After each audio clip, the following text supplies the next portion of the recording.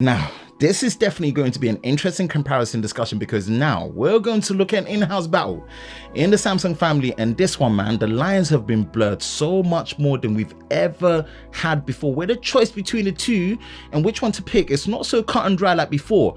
And man, this is going to be a good one. The S21 Ultra versus the Note 20 Ultra, right? An in-house Ultra versus Ultra battle. Let's go. Hi, Ben from Lover of Tech. If you enjoy videos like this and you're new to the channel, make sure you hit that like button, subscribe, hit that notification bell so you're part of Team TLS, the Tech Lover Squad, so you don't miss any future videos on the channel. Now, as of this recording, the S21 Ultra has been announced and is on pre-order, but yet to be released to the public for proper hands-on. And in regards to the Note 20 Ultra, man, I wanted to say a big thank you to Vodafone UK again for supplying the Note 20 Ultra for review and testing. You will find links in the description below for the latest deals on the Note 20 Ultra on Vodafone UK. But for sure, once I get hands-on with the S21 Ultra, there's going to be even more follow-up content and hands-on comparisons for sure. But stick around because I still want to give my thoughts and my initial impressions from the outside looking in on both these devices and which one I'm actually leaning towards and what I might recommend depending on what your needs are. Now, design-wise, both the S21 Ultra and the Note 20 Ultra are fundamentally built on the same principal design, but since the S21 Ultra is newer, you will see that the final appearance is different enough between the two that I think low-key you might be able to notice. Now, the S21 Ultra is using an aluminium frame with the use of a high-quality matte frosted glass finish, which you know I'm a massive fan of, which also looks to be using the latest Corning Gorilla Glass Victors as well. Now, what I'm liking is the amount of colors being offered and also the design style at the back of the S21 Ultra and how distinctive that camera module looks at the back of the phone. In terms of colors, the S21 Ultra comes in Phantom Black, Phantom Silver as the main colors, and then the special colors such as Phantom Titanium, Brown, and Phantom Navy. Damn, I keep saying it, there's a lot of Phantom. Boy, now the S21 Ultra is a big boy handset sitting in at a 6.8-inch footprint, so I'm definitely eager to see how it handles. Now, let's move over to the Note 20 Ultra. It's also using an aluminium frame and a more squared, boxy design, which is obviously more of a Note-like looking design when it comes to it. And it's also using a high quality matte frosted glass finish, but that finish is only available on this Mystic Bronze versus and compared to the glossy finish on the Mystic White as well as the Mystic Black. You will also find Gorilla Glass Victors on here as well. Now, in terms of screen size and a footprint, it's actually 6.9 inches on here versus the 6.8 inches on the S21 Ultra. And for a big screen phone, how Samsung designed this, man, it's been great to handle for a big screen, big size phone. So I'm hoping that the S21 Ultra will follow suit or actually in some ways be better than this. Overall, it's going to be very interesting to try both, and from the offset, both look solid. Now, when it comes to the display, on paper, both these devices look to have the same quality, but let's look deeper into the numbers for now and see, is that really true? Firstly, S21 Ultra, we are finally getting a 6.8-inch quad high definition plus 3200 by 1440p dynamic AMOLED resolution display with 120Hz high refresh rate. And check this, you can have both the high resolution and the high refresh rate on the AMOLED panel at the same time. No more having to choose 1080p for the high refresh rate, and this is about time, thank you. On top of that, you get that crazy max peak brightness of 1500 nits built on that Infinity O center top hole punch design display. And then check this, the refresh rate is also variable between 10Hz all the way up to 120Hz, which is going to make this a very efficient display panel on the S21 Ultra. And one last sweet addition that kind of steals into what the Note was doing is that now the S21 Ultra has a Wacom Digitizer built in, meaning it's the first S series flagship to finally get S Pen support. Now, those S Pen features are limited depending on whether you have either the standard S Pen or the S Pen Pro, which obviously the S Pen Pro is going to be coming later depending on when you watch this. But for real, Samsung, honestly, you might have just put out the best overall display so far that you can get on a smartphone, especially with that near enough flat design with a very slight 2.5D curve on the front display.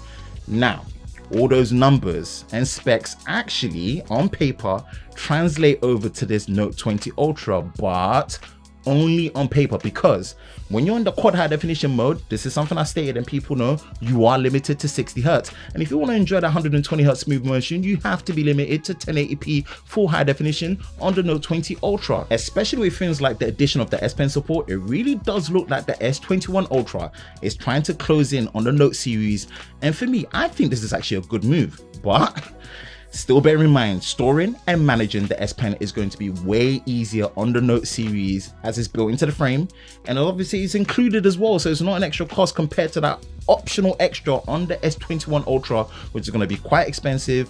And also you kind of have to use the right case to store it away, which is going to increase chances of it getting lost. Now when it comes to the specs, performance and the battery, this part especially on paper looks to be strong for the S21 Ultra, packing either the latest Snapdragon 888 or the Exynos 2100 built on a 5nm process with 5G, 12 and up to 16 gigabytes of RAM with no micro SD card support for the first time in a long while, 128, 256 as well as 512 gigabytes of storage, and a massive 5000 mAh battery that supports 25-watt charging, 15-watt wireless charging, as well as wireless power share as well. Now compare that to the Note 20 Ultra, which is using either the well-performed Snapdragon 865 Plus or the ill-fated Exynos 990 built on a 7nm plus process with 5G, 8 to 12 gigabytes of RAM, 128, 256 or 512 gigabytes of storage with micro SD card support, and a 4500 mAh battery that supports 25-watt charging,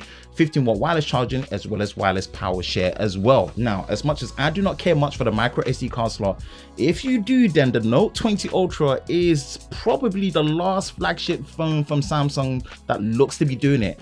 And I really hope this Exynos 2100 fixes the overall efficiency issues that the Exynos 990 failed at, especially when it comes to the battery department. Oh, camera, man.